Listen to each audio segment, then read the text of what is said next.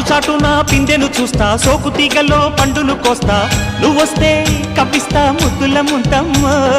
ఉక్కపోతకి ఊపిరి పోస్తా, పక్క మేకకు పంట కట్టిస్తా, ముద్దిస్తే బుక్కిస్తా మధ్యల మోతయ్యో.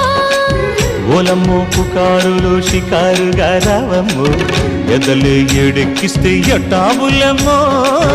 ఊరయ్యో బజారులో మజాలకి రానయ్యో, పగలే పక్కెక్కిస్తే తంటాలేవయ్యో.